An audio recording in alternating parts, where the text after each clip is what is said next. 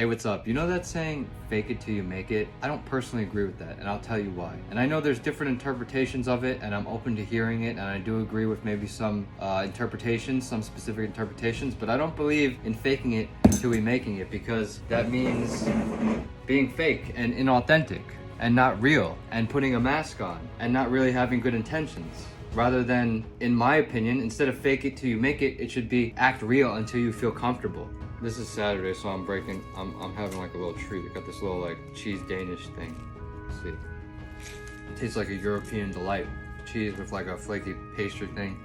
I decreased my coffee intake this week from 1 cup a day, and I'm proud of myself. So instead of fake it till you make it, act real until you become comfortable. I see it as two different paradigms. One, it's manipulation, faking it till you make it, and one is exchange, mutually beneficial, acting authentic until it becomes comfortable. Manipulating energy, exchanging energy, taking, providing, helping, using. And this example can be showcased with our jobs, the work environment that we work in. We feel like we're being manipulated, we're being used, the business dynamics, or it could be in a specific partnership, whether it be friends or a relationship for that matter, or it can just be like how we try to operate. And it happens a lot in business because we prioritize efficiency over art and beauty and freshness and quality a lot of the times. For example, if I sell fresh squeezed orange juice, at first when I start my business, I'll sell the freshest hand-picked oranges, squeeze them myself. Over time, I try to grow and scale my business and make it more efficient. I'm going to add 90% fresh squeezed orange juice, 10% water. And then as I go on, I'm going to tweak the recipe a little bit more to add an artificial thing that will taste like orange juice, but I have to only put like 50% orange juice. Then I'll change the bottle shape and give less. And while I'm doing that, I am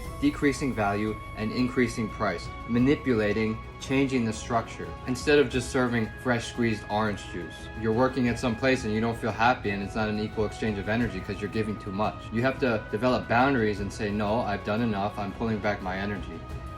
And unfortunately, this type of manipulation energy is rampant all over society. And people can actually go very far with this type of energy because they use people, places, and things in order to get what they want for their own personal self-interest. The using manipulation is like, I must have it this way, I must manipulate it. Instead of organic farming, it's manipulating, it's monoculture, it's adding pesticides, right? It's controlling the situation, not letting it be free. People can get very far with manipulation because a lot of times they're out for themselves, and instead of making an exchange with people, they're using people, and they're using a lot of, like, I'll say, dark tactics to manipulate and control you and make you confused, because when you're confused, you don't really think clearly and you just do as you're told instead of seeing the big picture, you know, for what it is, rather than an exchange where someone has your best interest at hand and you still work hard. There's still rules, regulations, and guidelines to attend to, but it's more of a reciprocal relationship. It's not like you're a slave, essentially.